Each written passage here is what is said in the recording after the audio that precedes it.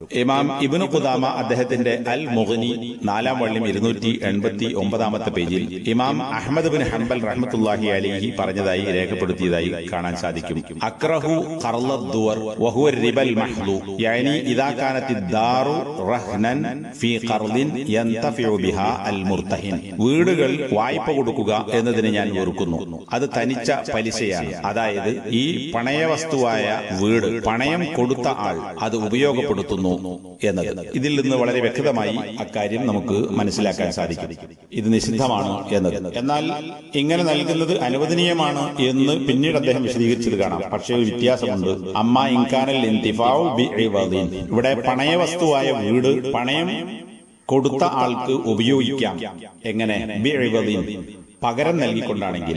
അതായത് വായ്പയുമായി യാതൊരു ബന്ധവുമില്ലാതെ പണയം വെച്ച വസ്തുവായ വീട് അതിന് സാധാരണഗതിയിലുള്ള വാടക നൽകിക്കൊണ്ടാണ് ഉപയോഗിക്കുന്നതെങ്കിൽ അത് അനുവദനീയമാണ്. അല്ലാത്ത നിലക്ക് അത് അനുവദനീയമല്ല.